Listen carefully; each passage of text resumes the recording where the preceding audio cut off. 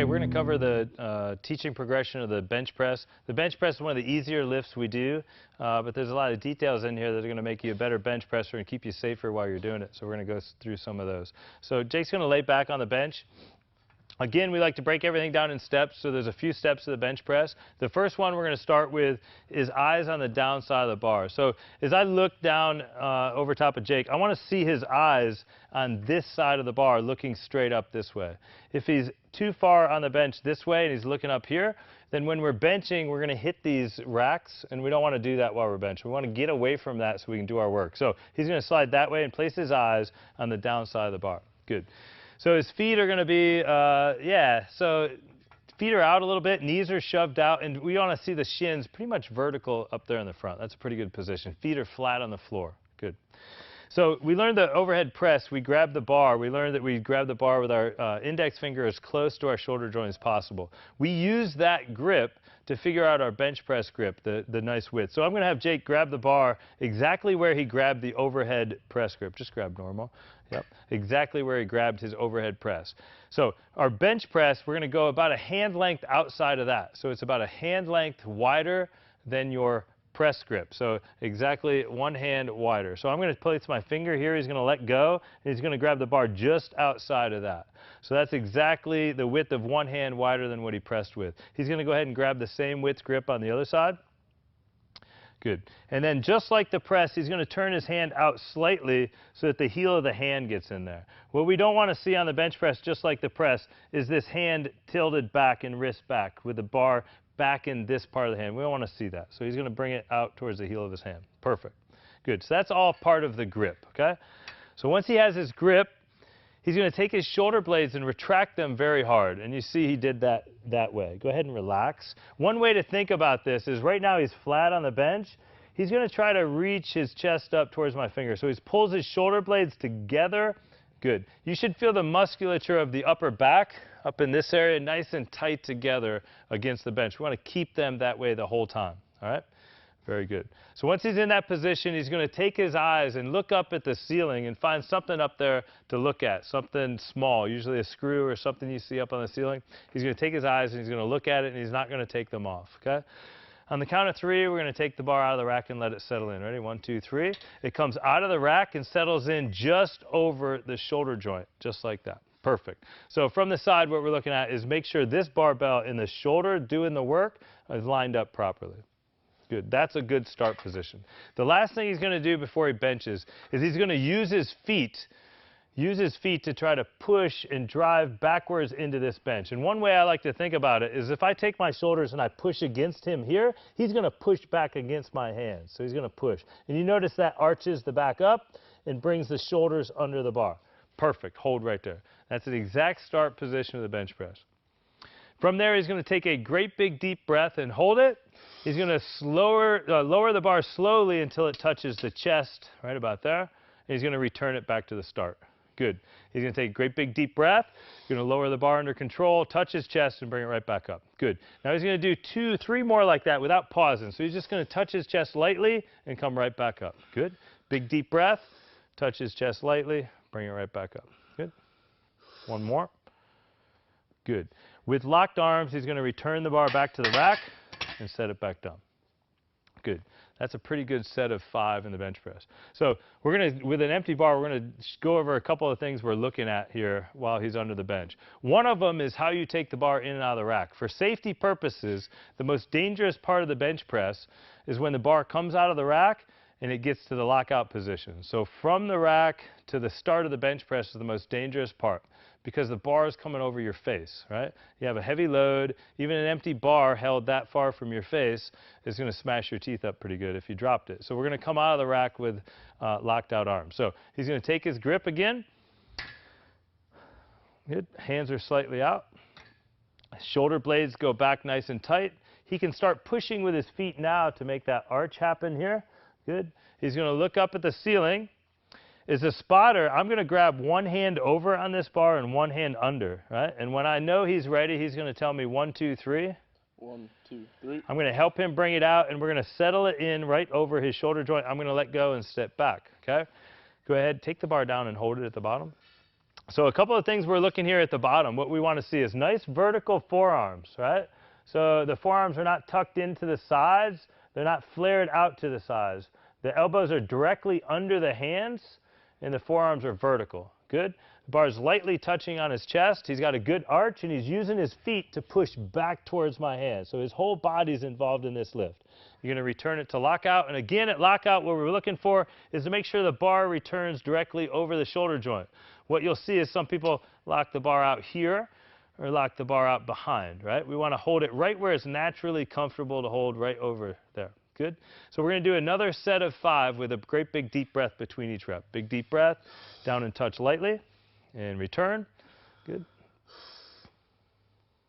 There's 2. There's 3. And good.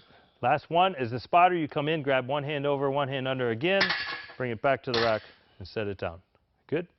All right, so we're going to do the exact same thing we've done with all his lifts, and the lifts we've done today is we're going to find a starting weight to the program. So we're going to add some weight to the bar. We're going to do another set of 5. And we're going to look for some bar speed to slow down again, right? Up, up. Let's go to the yellows.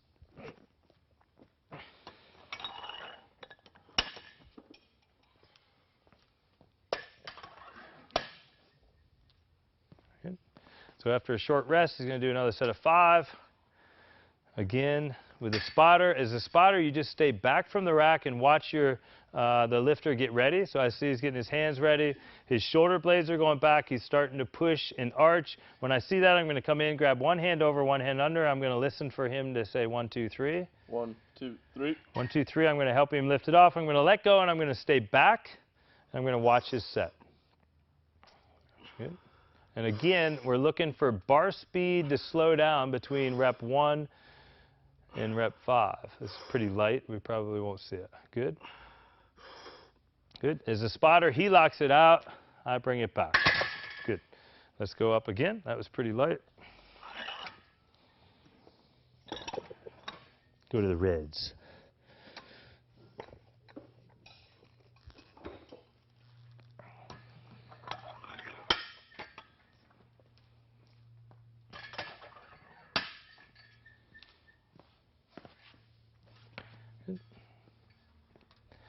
And again, let's see if we see a bar speed slow down between the first rep and the last rep.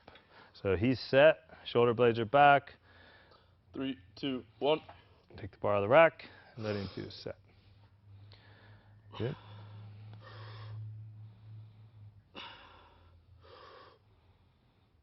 Good. 4, good. Saw some slowdown there. And that was noticeably slower than the last rep, or the first rep, so that is exactly where we'd start the program, all right? So one last thing I want to talk about is when you're going to help this guy as a spotter, right? When he needs help. So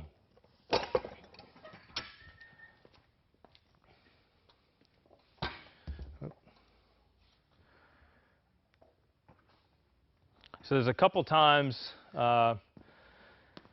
that the spotter is the most important. The most important job on the bench is you as the spotter helping the lifter. That's your partner, okay? So when can you take this bar and when should you take the bar? There's a couple things we're going to look at. One of them is the bar starts to come up and then it starts to go back down, all right? The minute that the bar starts to go back down, the spotter's job is to take the bar. It's now your lift. You need to get in and take the bar, right? So it'll look like this. He's going to do a set of 3. And on his third one, he's going to screw this up. So as a spotter, I'm back. Good. There's 1. There's 2. The bar starts to come up. It starts to go back down. As soon as it does, I come in. We both lock it out, and we come back. Okay? So anytime you see the bar moving up and then start to come back down, that's it. The spotter needs to come in and help. It doesn't matter if the lifter thought he could get it or she could get it. It's over at that point as soon as the bar starts moving down. The other time is any excessive horizontal displacement of the bar. So horizontal displacement looks like this. It goes down, it touches his chest, and when it starts to come back up, it starts going in one way or the other a long ways, right? As soon as we start to see it moving that way, we come in and grab. Or it starts to move back this way. As soon as it starts to move back that way, as a spotter, we come in and we grab. So the second way you're going to take the bar is any horizontal displacement of the bar. All right? And then the last, if they're absolutely holding the bar and they're pushing and we see one side start to dip down, we're going to take the bar also. So that'll look like this. Right? He takes it down, he's pushing, and the bar starts to go down on one side. We come in and take the bar. Right? So anytime we see one side rising without the other, we're going to take the bar. And always take the bar one hand over, one hand under, and bring it back to the rack. Okay? That's it.